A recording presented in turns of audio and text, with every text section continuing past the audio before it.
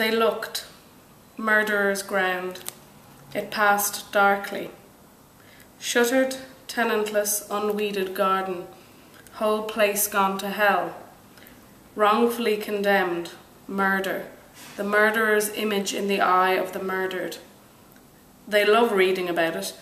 Man's head found in a garden, her clothing consisted of, how she met her death, recent outrage, the weapon used, murderer is still at large, clues, a shoelace, the body to be exhumed, murder will out.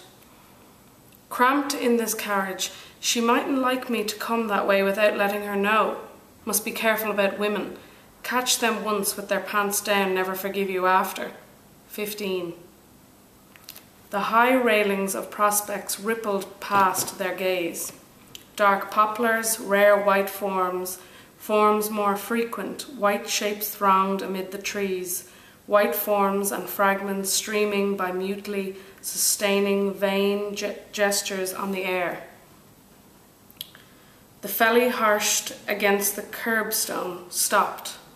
Martin Cunningham put out his arm and, wrenching back the handle, shoved the door open with his knee. He stepped out. Mr. Power and Mr. Dedalus followed. Change that soap now. Mr. Bloom's hand unbuttoned his hip pocket swiftly and transferred the paper-stuck soap to his inner handkerchief pocket. He stepped out of the carriage, replacing the newspaper his other hand still held. Paltry funeral.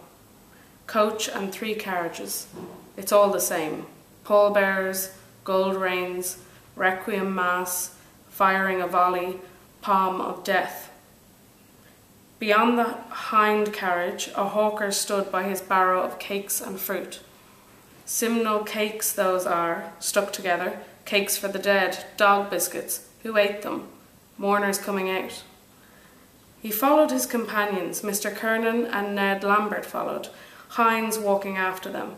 Corny Kelleher stood by the opened hearse and took out the 2 reeds. He handed one to the boy. Where is that child's funeral disappeared to? A team of horses passed from Finglas with toiling, plodding tread, dragging through the funeral silence a creaking wagon on which lay a granite block. The wagoner marching at their head saluted. Coffin now, got here before us, dead as he is, horse looking round at it with his plumes gyoways, dull eye, collar tight on his neck, pressing on a blood vessel or something. Do they know what they cart out here every day? Must be 20 or 30 funerals every day, then Mount Jerome for the Protestants. Funerals are all over the world, everywhere, every minute, shoveling them under by the cartload double quick, thousands every hour, too many in the world. Mourners came out through the gates, woman and a girl. Lean-jawed harpy, hard women at a bargain, her bonnet awry. Girl's face stained with dirt and tears, holding the woman's arm, looking up at her, a sign to cry. Fish's face, bloodless and livid. The mutes shouldered the coffin and bore it through the gates. So much dead weight. Felt heavier myself, stepping out of that bath. First the stiff, then the friends of the stiff. Corny Kelleher and the boy followed with their wreaths. Who is that beside them? Ah, the brother-in-law. All walked after. Martin Cunningham whispered, I was in mortal agony with you talking of suicide before Bloom. What? Mr. Power whispered. How so? His father poisoned himself, Martin Cunningham whispered. Had the Queen's Hotel in Ennis. You heard him say he was going to Clare. Anniversary.